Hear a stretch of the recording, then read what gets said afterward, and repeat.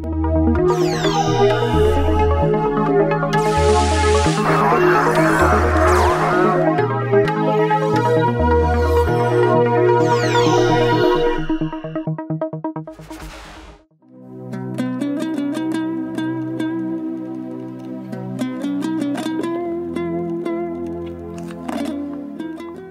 пен ұлтты, халық пен халықты теңестіретін нәрсе ол білім деген екен. Мұхтар Әуезов бір сөзінде.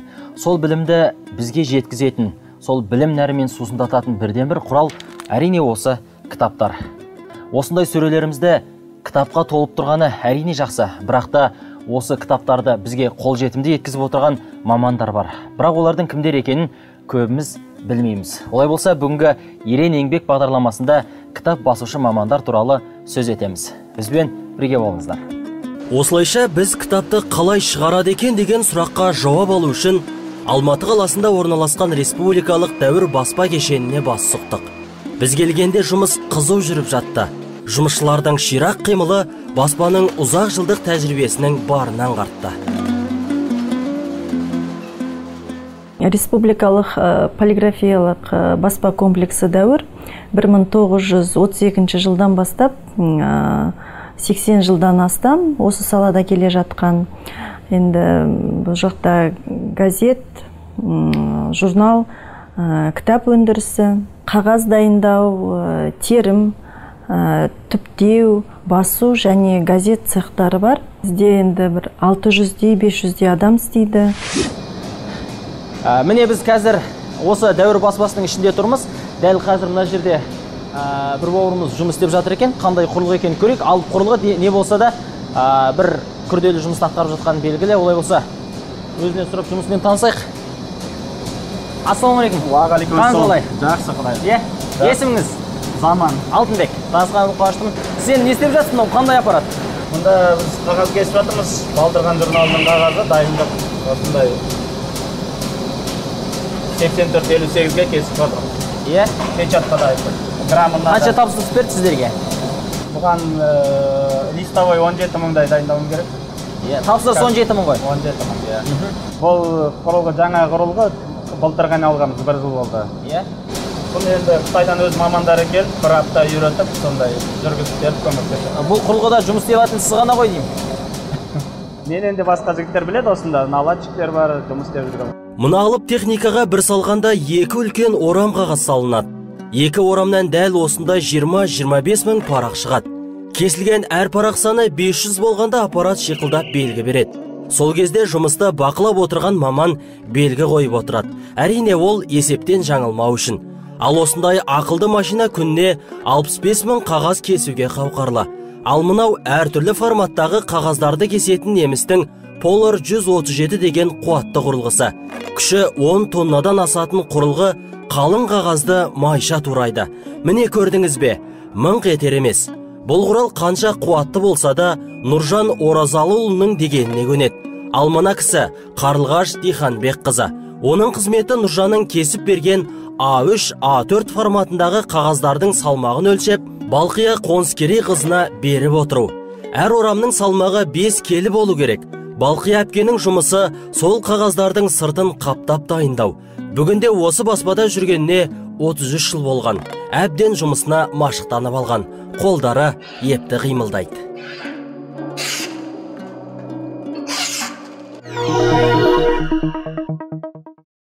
Мына бөлме терім цехы деп аталады. Мұнда тапсырыс берушілердің материалдары форматқа сай келіп келмейтіндігі тексеріледі.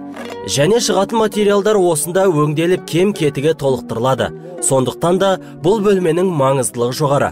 Себебі шығатын дүниенің қаңқасы осы қызметкерлерге байланысты. Ал осы жауапты жұмысты Талғат Әбдібаевтың атқарып келе жатқанына 10 шақты жылдың жүзі болған. Осылай маман материалды терімге жарамды деп тапса, оны терім цехына өткізеді. Ол жерде міне мынадай үлкен қалыптарға басып шығарады. Неге темірге деп таң қалып отырған шығарсыздар? Қазір түсіндіреміз. Сізге өңдеп алып келді қағаздарды. Одан кейін ары қарай қандай жұмыстарды атқарасыздар? Осыған қарап отырып, біз препспен бұл заказдарға монтаж жасаймыз. Ол жасалған монтажда жаңағы өлшеп, тексеріп болғасын біз CTP машинасына задавать етеміз. дайын болды ғой деймін біздің шығаратын дүниеміз, Енді бұл жаңағы біздің задавать еткен неміз жазылып дайын болды. Бұны проявительный машинаға жібереміз, ол өзі жуып, керекті қысын қалдырып қалғанын өзі. Бірақ енді түк көрінбейді ғой, көкпеңбек қой. Бұл жерде мынаның ішінде проявительный айқындайтын проявитель бар. Ол өзі көк бояқтарды кетіріп, бізге керектілерін ғана қалдырады. Жаңағы көкпеңбек дүниені, жаңа бояғымызды қазір бәрін кетіріп тастады, жазуларын ғана қалдырды, Өткізген формамыз дайын болды, ар жағынан барып көрсек болады. Бұл шыққан формамыз, қазіргі өткізген формамыз. Бұл жерде жаңағы біздің жасаған монтажымыз бір формада 16 страницадан түседі. Бір кітапқа шамамен осындай 50 қалып, ал түрлі түсті журналдарға 52 қалып кетеді. Үздіксіз жұмыс істеп тұрған цех айына осындай 4000-дай қалыпты іске жаратады. Бір қызығы мұны қатты темір екен, қаңылтыр. Неге бұған жазады, бірінші қызық болып тұр. Бірден жаңағы қағазға бірден шығарып беруге болмай ма? Бұл дегенің көптеген тираждарға жарайды. Бір форма 80 мың, 90 мың, 120 мың тиражға дейін жарайды. Сондықтан осыны пайдаланған. Жаңағы қазіргі жаңа технология бойынша тиімді болады. Қадірменді көрермендер, мына қолымдағы ұстап тұрған қатты алюминийден жасалған темір қаңылтыр десек болады.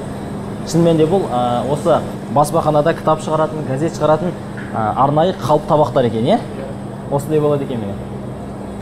Бұрын мұның барлығы қолмен атқарылатын. Сондағы күні-түні жұмыс істегеннің өзінде 40-тай ғана қалып шығаратын екен. Ал мына құрылғы келгелі 10 адамның жұмысын атқарып қана қоймай, жұмыс қарқынын да 10 есеге арттырған. Ал дайын болған қалыптар одан әрі басылым цехына жөнелтіледі. Басу цехы дегеніміз міне мына жер. Алып құрылғылар тарсылдатып кітап парақтарын басып жатыр. Марат Сәкенов болса үздіксіз басылып жатқан парақтарды қалт жібермей бақылауда. Құрылғы қанша мықты болғанымен техника емес пе? Сыр беріп қою мүмкін. Сондықтан үнемі қағаздарды тексеріп отыру керек. Ауыз айтып болған жоқ. Марат ағамыз бір нәрсені байқап қалған сыңайлы. Жанат, мына сары бояуды жағылып жатыр. Машинаны тоқтатып, резинаны сүртіп ал. Тоқтатып машинаны. Бұл Жанат Берсүгіров деген азамат. Ол Марат Сәкеновтың тапсырмасы бойынша қалыпқа жағылған артық бояуды сүртіп жатыр. Міне осылай үнемі қадағалап отырғанның нәтижесінен кітап беттері мұнтаздай таза болып шығып отырады. Қалыпты сүртіп болғаннан кейін Жанат азайған бояуларды қайта толтырып жатыр. Әр қалыпқа бөлек бояу салынады. Сондықтан да бұл жерде 4 түрлі бояу құйылған: қара, көк, сары, қызыл. Менің жанымдағы машина Фельдерберг компаниясынан шыққан машина, Speedmaster печатный машина. Бұл машина негізге 4 бояуға арналған ең тиімді машина. Журналдар басылады, кітаптар басылады. Күніне басылатын өнімнің саны 10 мыңнан бастап 100 мыңға дейін. 12 сағатта солай өнім басыламыз. Бұнда басылатын өнімнің 90% глянц қағаздары, одан кейін кардон қағаздарын басамыз. Бұл жерде шыққан өнімнің бәрі сапалы деп айтуға болады. Ал мына қолына кілт алып, машиналарды шұқылап жүрген жігіттің есімі Аман Жүсіп. Ол осы мекеменің ең жас механигі. Жас дегені болмаса, біліктілігінде мін жоқ. Мәскеуде білімін арнайы жетілдіріп келген. Соңғы 10 жылда басу цехы өзгерген, яғни 10 жылдан бұрынғы көне машиналардың барлығы жаңа машиналар, жаңа заманауи технология дамыған машиналарға ауыстырылды. Ол ескі машиналардың бәрі істен шығып, қазіргі таңда заманауи әлемге әйгілі фирмалардың заманауи машиналары орналастырды. Олардың ішінде айтатын болсақ, Гейдельбергтің 4 бояулы және 2 бояулы басу машинасы, Ryobi 4 бояулы басу машинасы, және де Cityline Express деген 4 бояулы рулонды басу машинасы, және Perfect бір аяқты басу машинасы, және де бүктемелеу цехында 4 бүктемелеу машинасымен жабдықталып отыр. Бүктемелеу цехы деген мына жер. Бұл жер келген беттерді рет санымен бүктеп шығуға арналған. Жетілген машинаны айтпағаның өзінде сапасын қалт жібермей бақылап отыратын мамандар орналасқан бұл маңға. Әр машинада 2 адамнан бір ауысымда 12 адам жұмыс істейді. Және күніне 80 мыңнан астам кітап бетін бүктейді. Мына машина 8 сағатта 15 мыңдай кітаптың мұқабасын жабыстыра алады.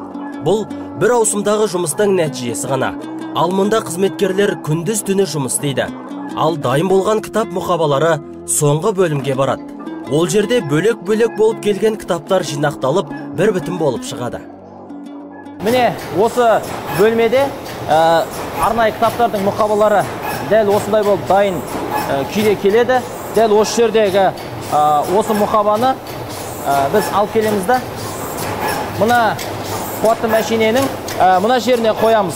Ал оны осы мәшине қалған жұмысты өзі істейді. Дәл осы жерде, міне мына жерде ең сыртындағы безендірілген қағазын жабыстырып, дәл осылай жүреді. Міне, көріп тұрсыздар, міне бір-бірден лақтырып шығарып жатыр дайын болған қағаздарды. Ал міне мына жерде мұқабаның сыртына жабыстыратын сәнді қағазы өрнектелген. Бұл енді 8-ші сыныптың кітабы екен. Енді осы жерден дайын болған кітаптар міне дәл мына жерге жиналып, 10 шақтысы бірақ дәл осы жерден жүреді. Қазір көреміз бізге дайын болған. Ал енді міне дайын болған кітаптар өздеріңіз көрдіңіздер, міне дәл осылай келеді. Оны алып, осы жерде бұл кітаптың дұрыс жабысқанын, жабыспағанын осылай бір тексеріп алады, дайын болған кітапты дәл осы жерлерге реттеп қойып қояды. Ал осы дайын болған мұқабаларды келесі бөлімде толықтап өңдеп кітап етіп шығарады. Олай болса біз сол бөлімге барып қызметімен, жұмысымен танысайық. Ал келесі бөлімде кітап беттерінің бірінші және соңғы беттеріне 2 ақ парақ желімделеді. Оны фордс деп атайды.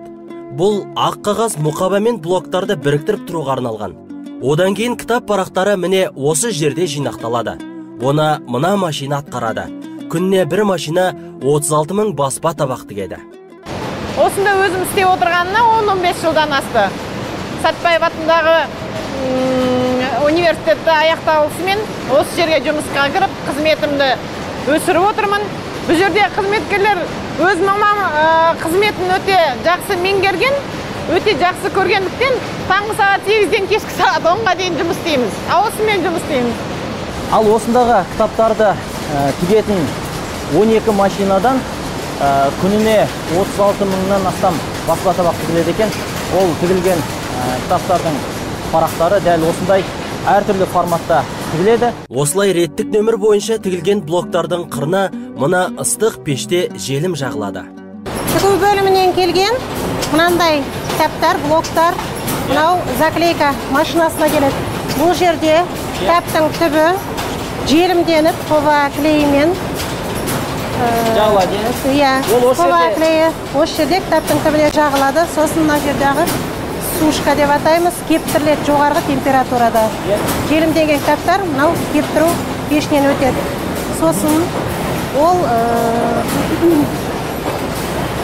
мына жерде объемды алу үшін бізде обжимка бар. Обжимка дейді, арнайы бөлім. Ол обжимкадан өтеді.